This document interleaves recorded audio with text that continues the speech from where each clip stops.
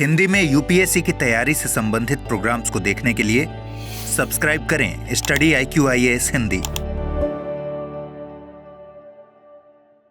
दोस्तों, यदि विश्व में किसी एक गुण की बात की जाए, किसी एक भाव की बात की जाए जो संपूर्ण विश्व में कॉमन है और जिसके समान कोई और भाव नहीं, तो निश्चित तौर पे प्रेम उसमें सबसे ऊपर आएगा। वो प्रेम चाहे आपकी प्रेयसी से हो, प्रियतम से हो, माता से हो, पिता से हो, भाई बहनों से हो, दोस्तों से हो, देश से हो, कैसा भी प्रेम हो, प्रेम अतुलनीय होता है, अमूल्य होता है। और आज हिंदी साहित्य के विभिन्न प्रतिमानों को देखते हुए, विभिन्न कवियों को देखते हुए, उनकी रचनाओं को देखते हुए हम देखेंगे कि प्रेम ने क्या यात्रा तय की है। हाँ, हम मूलतः कवियों को आज देखेंगे, चूंकि जो कवित्व है या जो कविताई है उसमें प्रेम बहुधा रूपों में वर्णित हुआ है। हाँ, लेकिन उसके पहले हम प्रेम के दो प्रमुख प्रतिमानों की बात कर लें। अगर ठीक है, अगर प्रमुख प्रतिमानों की बात कर लें तो देखिए, आप मेरे सामने एक नॉवेल की फोटो देख सकते हैं, एक उपन्यास की फोटो। धर्मवीर भारती के उपन्यास है गुनाहों का देवता। इलाहाबाद विश्वविद्यालय की आसपास का जो क्षेत्र है वहां पे लिखा गया। बुनियाद विश्वविद्यालय है, बुनियाद इलाहाबाद है। सुधा और चंद्र की कहानी है और दो पात्रों सुधा और चंद्र के बीच का जो अलौकिक प्रेम है, पारलौकिक प्रेम है, जो यूटोपियन लव है, उसके बारे में लिखा है। मतलब जो प्रेम का सबसे आदर्श स्वरूप हो सकता है, जो प्रेम का सबसे आदर्श स्वरूप हो सकता है, वो यहां पे आपको देखने को मिलता है। आपको देखने को मिलता है। वो जो एक झिझक होती है ना कि प्रेम अपना हम सहज तरीके से नहीं कन्वे कर पाते, वो झिझक ही बस दो लोगों को मिलने से रोकती है। लेकिन बावजूद इसके अंत तक उन दोनों के बीच में जो प्रेम का सर्वोत्तम, पारलौकिक और आदर्श रूप दिखता है, वो इस कहानी की विशेषता है। और ग्रेजुएशन के कितने ही छात्र इस नॉवेल को, इस उपन्यास को पढ़ते हुए रोते हैं। उन्हें अपने प्रेम की याद आती है, दोस्तों की याद आती है, मित्र की याद आती है। तो ये तो रहा आदर्श स्वरूप। लेकिन अगर बात करें प्रेम के यथार्थ स्वरूप की, तो हमारे सामने यहाँ पे आप देख सकते हैं भगवती चरण वर्मा के नॉवेल, यानी उनका उपन्यास रेखा। और रेखा कहानी है एक 22-23 वर्ष की युवती की, जो अपने से लगभग 30-32 वर्ष उम्र दराज प्रोफेसर के प्यार में आ जाती हैं और उनसे शादी कर लेती हैं। और निश्चित तौर पे वो सच्चा प्यार होता है। लेकिन प्यार क्या सिर्फ भावों से चलता है? क्या प्यार को और चीज़ों की ज़रूरत नहीं पड़ती? यदि यथार्थवादी तरीके से देखा जाए तो बहुत सारी चीज़ें हैं जिनकी आवश्यकता प्यार में पड़ती है। और शायद कहीं रेखा की ज़िंदगी में उनकी कमी रहती है। और जिस यथार्थ के थप्पड़ों को रेखा सहती है, वो बताता है कि हाँ, प्रेम में आदर्श होना जरूरी है, लेकिन प्रेम के यथार्थ को भुगतना भी पड़ेगा। बहुत से लोग प्रेम में पड़ के शादी कर लेते हैं, लेकिन कई बार उस शादी के बाद के जीवन को निभा नहीं पाते, क्योंकि उस समय उनके सामने यथार्थ रूप में वह महिला आती है जो उनके जिंदगी में रहती है।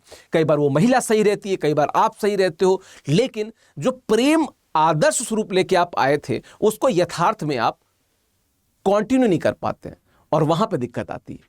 तो प्रेम के हमने दो स्वरूपों की बात की। हमने यहाँ पे प्रेम के आदर्श स्वरूप की बात की, यहाँ पे हमने प्रेम के यथार्थ स्वरूप की बात की। इन दो उपन्यासों को जरूर पढ़िएगा, क्योंकि अब हमारी जो आगे की जर्नी है, यहाँ पे हम कवियों की बात करेंगे। और कवियों में सबसे पहले आदि कवि हम कबीरदास की बात करेंगे। ठीक है, उनके पे आने से पहले मैं आपको बताता चलूँ कि स्टडी IQ में इस समय चल रही है इंडिपेंडेंस डे सेल। 47% ऑफ चल रहा है और 15 अगस्त तक ये सेल वैलिड रहेगी। अगर आप हिंदी साहित्य वैकल्पिक विषय, जिसे मैं पढ़ाता हूं, अगर आप इसमें विकास लाइव कोड का प्रयोग करके जुड़ना चाहते हैं तो आप इससे जुड़ सकते हैं 13 अगस्त से। ठीक है, 13 अगस्त से कक्षाएं यूं तो शुरू हैं, पर मूलतः ये कक्षाएं अगले हफ्ते से ही शुरू होंगी। मतलब जो अगस्त का जो चौथा हफ्ता है उससे कक्षाएं शुरू होंगी। तो आप अगर हिंदी साहित्य वैकल्पिक विषय से जुड़ना चाहते हैं तो विकास लाइव कोड का प्रयोग करके आप मेरे इस बैच से जुड़ सकते हैं। यह प्रतिज्ञा बैच 2 है, यानी कि आपकी अगर प्रीलिम्स हो जाती है क्वालिफाई, तो आपका पूरा फीस आपको वापस मिल जाएगी। ठीक है, आपकी पूरी फीस आपको वापस मिल जाएगी। वैसे ये हमारा बैच नंबर चौथा है, चतुर्थ है। तो जो शुरू हो रहा है मलिक मोहम्मद जायसी से, मलिक मोहम्मद जायसी से ये बैच शुरू हो रहा है। और इस बैच से जुड़ने के लिए आपको studiiq.com विजिट करके आपको हिंदी साहित्य वैकल्पिक विषय के कोर्स को विकास लाइव कोड का प्रयोग करके लेना होगा। और 15 अगस्त तक ये सेल आपके सामने उपलब्ध है, जिसमें 47% की आपको छूट मिलेगी। तो देर न करें, आप यहां जाएं। साथ ही आप अगर चाहें तो हमारा जो यूपीएससी आईएएस का जो P2I फाउंडेशन बैच है, उसके भी प्रतिज्ञा 2.0 बैच से जुड़ सकते हैं, जहां पे हिंदी, इंग्लिश और इंग्लिश में कक्षाएं शुरू हो रही हैं। विकास लाइव कोड का प्रयोग करना न भूलें। मैंने पहले बता दिया कि 47% का डिस्काउंट है, 15 अगस्त तक डिस्काउंट रहेगा। और ये जो P2I बैच है, इसमें कक्षाएं शुरू हो रही हैं 19 अगस्त से। ठीक है, बाद में और डिटेल में इसके बताऊंगा, लेकिन हम आगे आता हूं, अपने मेन टॉपिक पे आते हैं। मेरे सामने आप कबीर को देख सकते हैं, आपके सामने भी है। कबीर की अगर बात की जाए तो कबीर के साथ खास बात क्या थी कि कबीर शुरुआत में निर्गुण ज्ञान के आदि कवि थे। वे निर्गुण ज्ञान की तरफ पहुंचे नाथ साहित्य या नाथ संप्रदाय के कारण। नाथ संप्रदाय में योग और ज्ञान को महत्ता दी जाती थी। उसी योग और ज्ञान की महत्ता को लेकर वे आगे बढ़ते हैं। वे निर्गुण ज्ञान पे बहुत सारी चीजें लिखते हैं, लेकिन जब वे योग में जो षट चक्र भेदन तक पहुंचते हैं और उन्हें नहीं मिलता वह जो कहा जाता था कि मिलेगा, तो उनका जो ध्यान है वो भटक जाता है। और वे भटक नहीं जाता, मतलब तर्क के द्वारा चेंज हो जाता है, और वो फिर साधनात्मक रहस्यवाद से भावनात्मक रहस्यवाद की तरफ आगे आ जाते हैं। और फिर उनकी जिंदगी में जो प्रेम दिखता है, देखिए वे अद्वैतवाद को मानते थे, हम सब जानते हैं, लेकिन उनका अद्वैतवाद जो शुरुआत में, बहुत शुरुआत में ज्ञान मूलक था, वो बाद में प्रेम मूलक अद्वैतवाद हो जाता है। और इस प्रेम मूलक अद्वैतवाद के साथ वो जिंदगी के अंत तक बने रहते हैं। तो ये था कबीर का प्रेम, जहां पे वो कहते हैं कि पोथी पढ़ पर जग मुआ, पंडित भया न कोय, 2.5 अखर प्रेम के पढ़े सो पंडित होए। ये वो व्यक्ति कह रहा है जो तर्क और ज्ञान के विभिन्न उपदेश देता आया है। ठीक है, जो मूड मुड़ाए हरि मिले तो मैं लेव मुड़ाए, बार बार के मुड़ते भीड़ ना बैकुंठ जाए कहता है। जो कहता है कि कांकर पाथर छोड़ के मस्जिद लियो बनाए, ताचड़ी मुल्ला बाग दे क्या बहरा हुआ खुदाए। पूरी दुनिया को ज्ञान का उपदेश देने वाला व्यक्ति जब प्रेम के बारे में ऐसी बातें करे, तो एक बात तो श्योर है कि प्रेम में कुछ तो बात है, हमें उसको सुनना समझना पड़ेगा।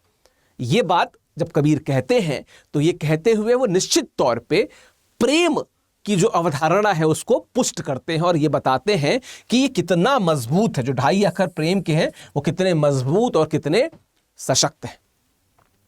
कबीर से अगर मैं आगे बढ़ूं, तुलसीदास की बात करूं, तो यद्यपि तुलसीदास कर्म पे बहुत कुछ लिखते हैं। तुलसीदास लिखते हैं कि कर्म प्रधान विश्व रचि राखा, जो जस करई सो तस फल चाखा। बहुत जगहों पे वो राम जी से कर्म की बात कहलवाते हैं, राम जी से धर्म की बात कहलवाते हैं। लेकिन जब रामचरितमानस में श्री राम अपनी पत्नी को खो बैठते हैं, उनके प्रेम की, उनके विरह में जब वे व्याकुल हो जाते हैं, तो यहां पे देखिए वे सब खग मृग, मतलब जो भी जीव जंतु हैं, जो जानवर हैं, उनसे भी पूछते हैं कि हे खग मृग, हे मधुकर श्रेणी, तुम देखी सीता मगनैनी।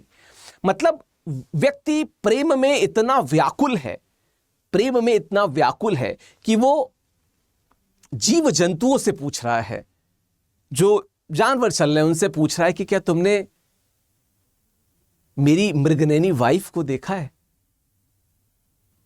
हो सकता है आपको लगे कि श्री राम इतने दुख में हैं कि वो समझ नहीं पा रहे कि किससे पूछना चाहिए किससे नहीं।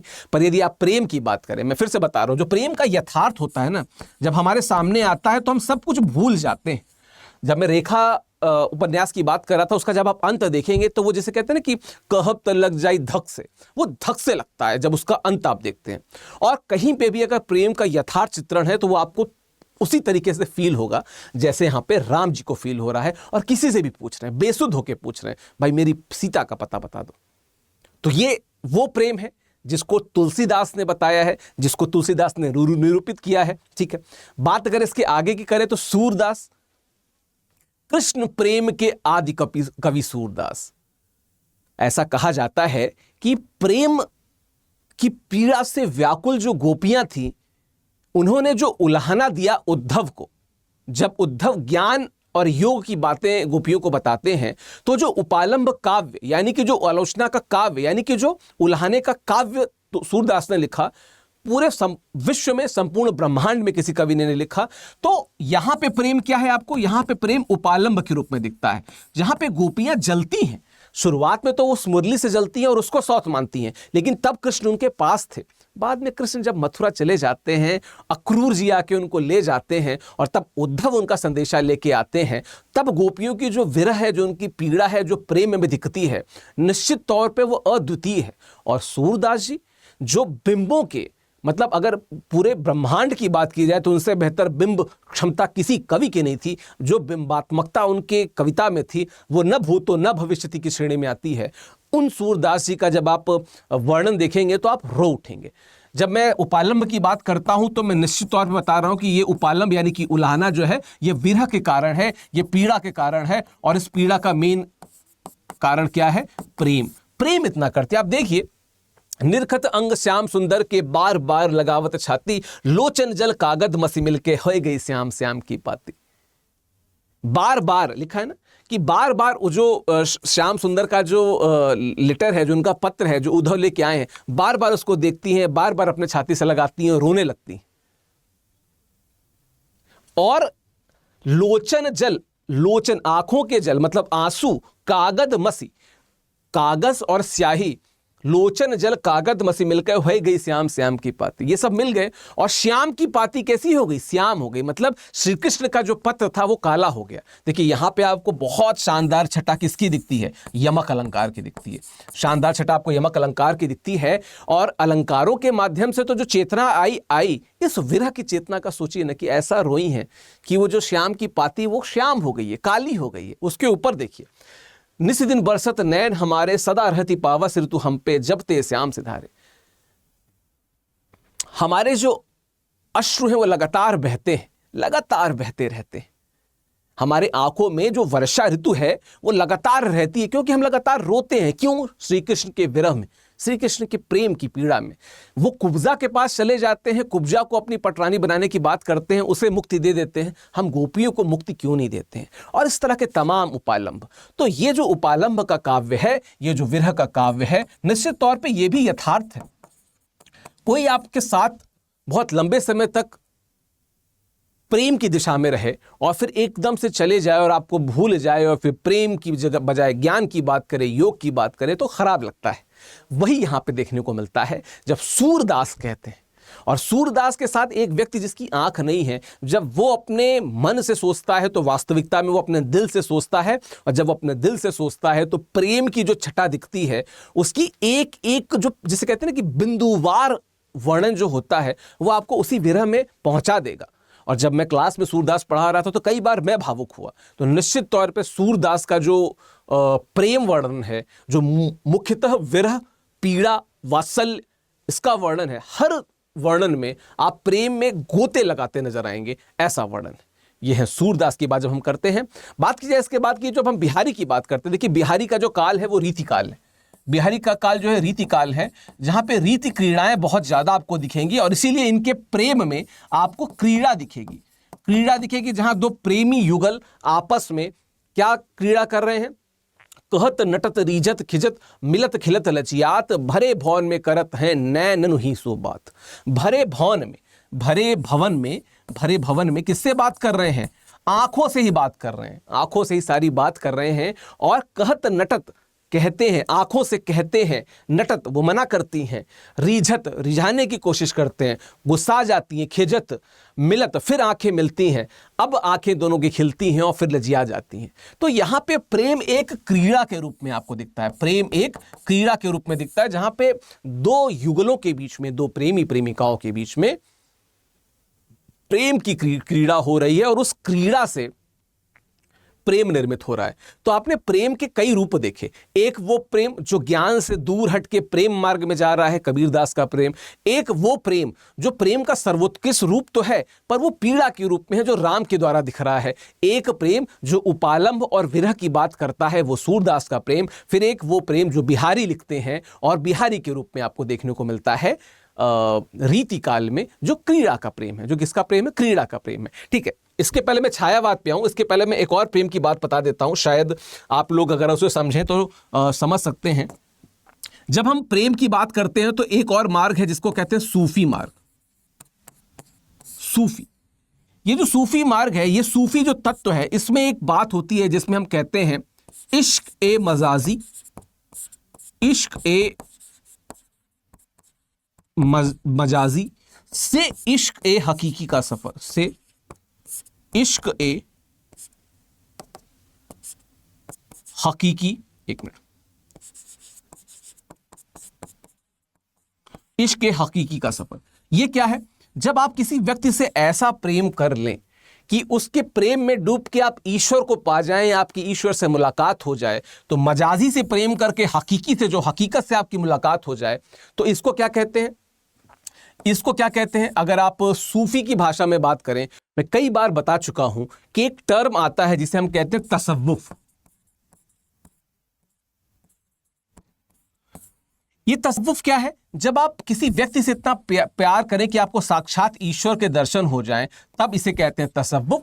तो इसका मतलब एक प्रेम का और तरीका है जहां पे किसी व्यक्ति की प्यार में इतना डूब जाना होता है कि आप साक्षात भगवान से मिल लेते हैं। और इसी वजह से जो सूफी संत हैं ये बहुत फेमस भी हुए। क्यों? क्योंकि सूफी वो है जो इस्लाम में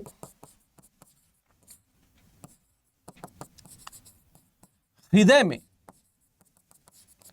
प्रेम जगाने की बात करता है। क्योंकि इसके पहले इस्लाम में हृदय में भगवान की कोई जगह नहीं थी, मतलब प्रेम के रूप में भगवान को नहीं देखा जा रहा था। यहां पे सूफी जब आता है तो भगवान को यानी अल्लाह को प्रेम के रूप में देखता है, और फिर ऐसे प्रेम के रूप में देखता है कि आप साक्षात भगवान यानी अल्लाह के दर्शन कर लें। कुछ ऐसा प्रेम सूफीज़म बताता है, ठीक है, जिसको इश्क मजाजी से इश्क हकीकी का सफर कहते हैं, तसव्वुफ के रूप में इसको जाना जाता है। ठीक है, तो ये हमने देखा। ठीक है, ये हमने देखा सूफीज़म में, हमने बिहारी को देखा, सूरदास को देखा। बात अगर उसके आगे की जाए तो आपके सामने है छायावाद। छायावाद वो युग, एक मिनट, छायावाद वो युग जो आपको 1918 से लेके 1936 तक देखने को मिलता है, जहां पे आपको चार स्तंभ सूर्यकांत त्रिपाठी निराला,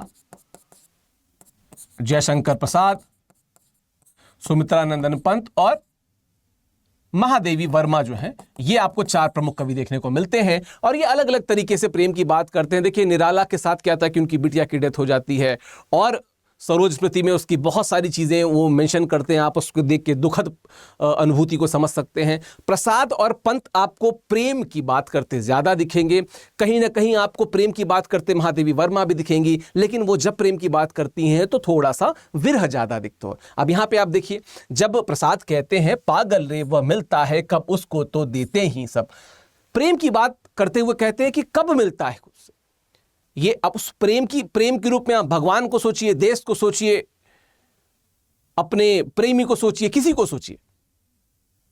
कहते हैं कि पागल रे वह मिलता है कब उसको तो ही देते ही हैं सब। मतलब प्रेम अगर आप मांगने के लिए जाएंगे तो सफल नहीं रहेगा। प्रेम जो खुद से मिले वो सफल। मांगो तो क्या मांगो, भीख थोड़ी है। प्रेम तो भावना है, खुद से आएगी तो आएगी। वहीं पे जब आप पंत को सुनते तो पंत कहते हैं सुंदर है सुमन विहग सुंदर मानव तुम सबसे सुंदरतम। यहां पे प्रेम किसी व्यक्ति या शरीरी भाव से ऊपर होके अशरीरी हो गया है, जहां पे संपूर्ण मानव जाति से प्रेम दिखाया जा रहा है। पंत लिखते हैं कि सुंदर है सुमन, सुंदर है विहग, मानव तुम सबसे सुंदरतम। पुष्प पौधे फूल सुंदर हैं, विहग पक्षी सुंदर हैं, लेकिन मानव सबसे सुंदर कौन है? सबसे सुंदर तुम हो। तो यहां पे हम क्या देख रहे हैं? यहां पे अगर हम देखें तो अशरीरी प्रेम है, अशरीरी प्रेम है, अशरीरी प्रेम है। किससे है? संपूर्ण मानव जाति से। फिर उसके आगे पंत क्या कहते हैं? तुम्हारे छूने में था प्राण, संग में पावन गंगा स्नान। मतलब जो प्रेम अभी कोई दिख रहा है, उस प्रेम के जो उदाहरण हैं, जो उपमाएं हैं, वो उपमाएं भी क्या हैं? प्रकृति से जुड़ी हुई हैं। और चूंकि इनको प्रकृति का सुकुमार कवि कहा जाता था, प्रकृति का सुकुमार कवि,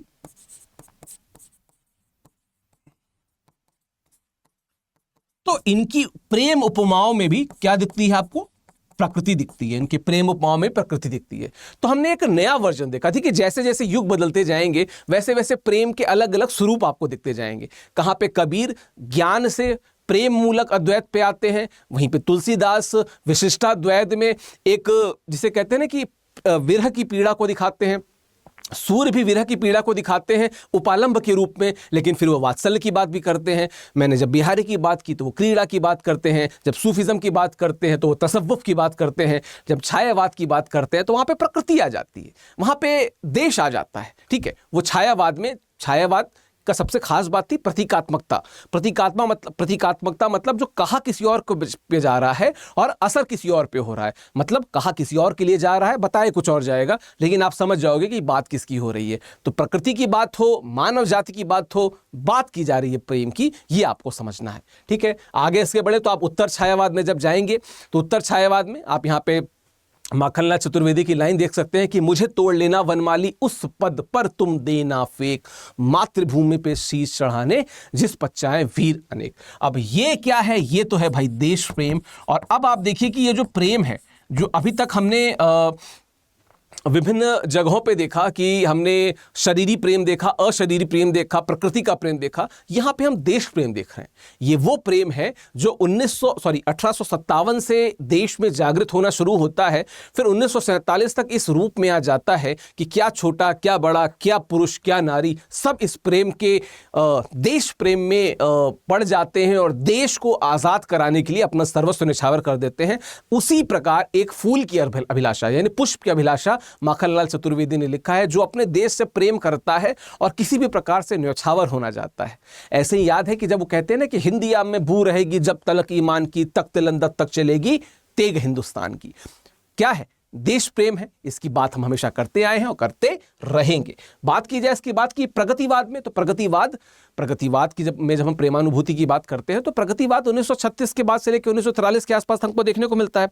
और प्रगतिवाद में जो सबसे खास बात क्या है कि प्रगतिवाद में जो प्रेम है जरूरी नहीं है कि वो विशेष रूप से आपको दिखाया जाए करे, या उसके लिए अलग से हमको क्लासेस लेनी पड़े, या उसके लिए अलग जगह जाना पड़े। नहीं, आप काम करते करते, कृषि करते करते आपको प्रेम देखेगा। क्यों? क्योंकि ये जो प्रेम है ये कहीं ना कहीं थोड़ा सा वाम पंथ से प्रभावित है, वाम पंथ से प्रभावित है ये जो प्रेम है। और फिर क्या कहते हैं कि मिलकर वे दोनों प्राणी दे रहे खेत में पानी, मतलब खेत में देते हुए इनके बीच में प्रेम का आदान प्रदान हो रहा है, पानी देते हुए। मतलब एक दो प्रेमी हैं जो कृषि कर रहे हैं और कृषि करते हुए प्रेम का आदान प्रदान हो रहा है। फिर आगे और लिखता है, मुझे जगत जीवन का प्रेमी बना रहा है प्रेम तुम्हारा।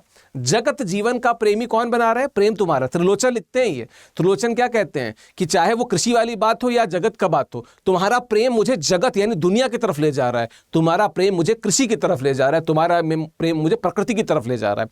तो यहाँ पे क्या बात है कि प्रेम और साहचर्य एवं सजीवन से उत्पन्न होता है, और इसके लिए कवियों को प्रकृति की गोद में जाने की आवश्यकता महसूस नहीं होती। वो तो श्रम करते करते भी महसूस किया जा सकता है। और देखिए यहाँ पे कृषि करते करते प्रेम महसूस हो रहा है। तो प्रेम की कितनी विविध अवधारणाएं आपको दिख रही हैं। कहीं पे शरीरी प्रेम, कहीं पे अशरीरी प्रेम, कहीं पे देश प्रेम, कहीं पे जो काम कर रहे हैं, जो श्रम कर रहे हैं, उस श्रम से प्रेम है और उस श्रम में प्रेम उत्पन्न हो रहा है। आप देख रहे हैं कि कैसे कैसे प्रेमानुभूतियां बदलती जा रही हैं। ठीक है, अगर इसके आगे की बात करें तो फिर आपको प्रयोगवाद में, ठीक है, प्रयोगवाद में आपको अगर प्रेमानुभूति की बात करें तो धर्मवीर भारती क्या लिखते हैं?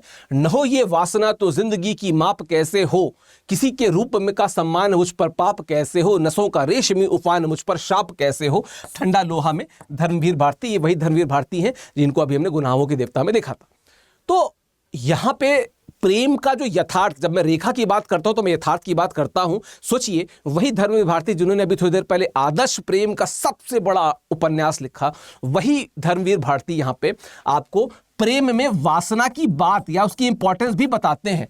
तो अगर प्रेम की बात कर रहे हैं और प्रेम में अगर संभोग नहीं आ रहा है तो कहीं ना कहीं आप प्रेम के एक पहलू की बात कर रहे हैं। जब प्रेम में आदमी डूब जाता है, सर्वस्व निछावर कर देता, तो ठीक है, भक्ति काल में होता होगा कि अपने भगवान को सर्वस्व निछावर कर दिया, क्योंकि वो अशरीर प्रेम है, वो दुनिया में उपस्थित नहीं है। लेकिन दुनिया में उपस्थित किसी व्यक्ति से अगर आप प्रेम करते हैं और वो भी आपसे प्रेम करता है, तो चाहे वो बात हो वासना की, चलिए वासना एक नकारात्मक आवेग के रूप में देखा जा सकता है, लेकिन प्रेम की जब हम बात करते हैं तो प्रेम में बहुत बार होता है कि आप जो कुछ अंतःक्रियाओं के द्वारा संभोग तक पहुंचते हैं, तो कई बार प्रेम में अगर आप संभोग को जानबूझ के छोड़ रहे हैं तो इसका मतलब आप यथार्थ की तरफ नहीं जा रहे हैं। यथार्थ आपको ले जाएगा अंतःक्रियाओं द्वारा संभोग की तरफ। तो उसकी बात करते हैं ठंडा लोहा में कौन, धर्मवीर भारती, जब वो प्रयोगवाद में प्रेमानुभूति की बात करते हैं। अगर इसकी बात करें तो फिर नई कविता की बात करते हैं। नई कविता में प्रेमानुभूति, यहां पे देखिए केदारनाथ सिंह क्या लिखते हैं, जहां लिखा है प्यार वहां लिख दो सड़क, फर्क नहीं पड़ता।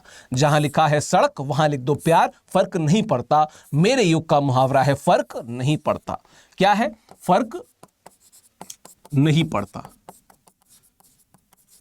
यहां पे ये गुस्सा है लोगों से, ये लोगों से